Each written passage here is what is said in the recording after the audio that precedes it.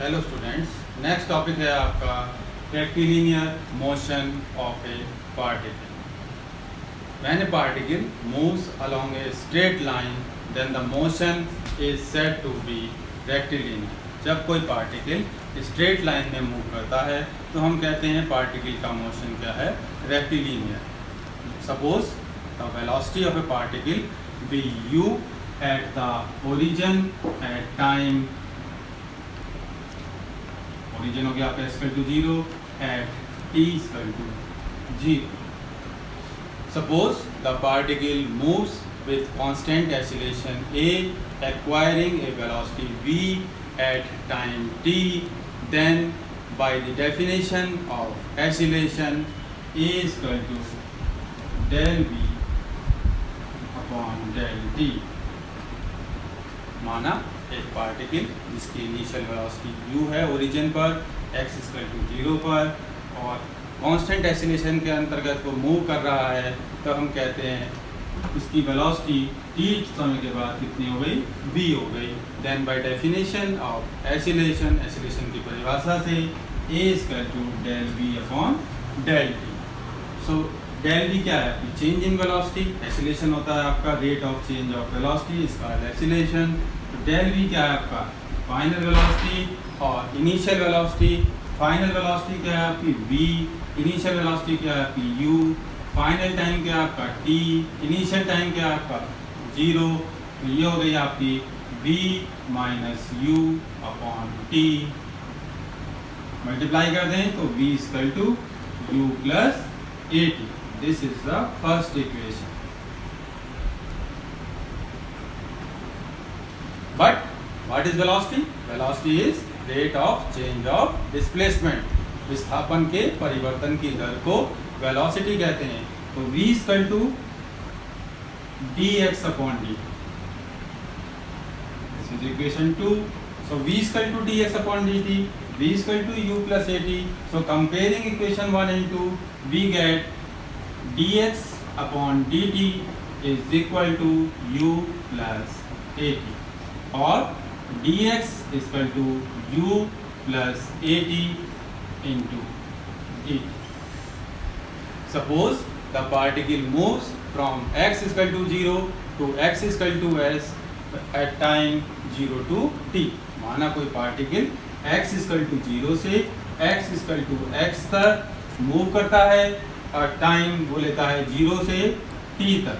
And on integrating this equation we get dx integration u plus at into dt।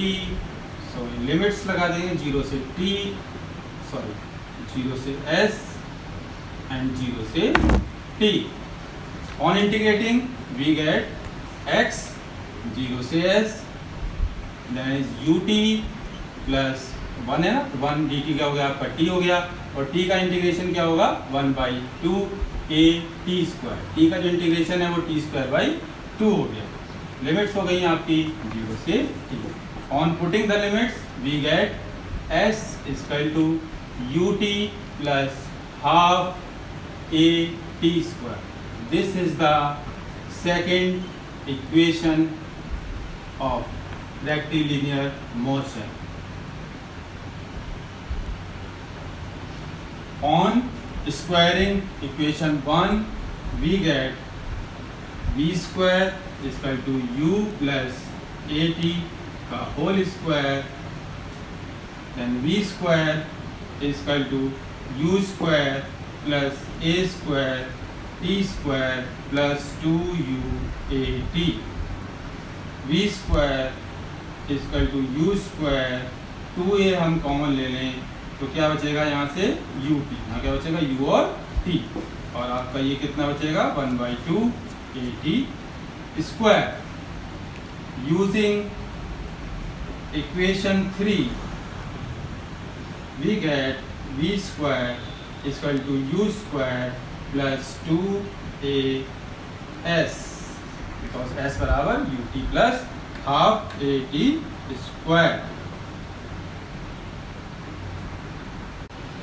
Equation 1, 3 and 4 arc of rectilinear motion under constant acceleration.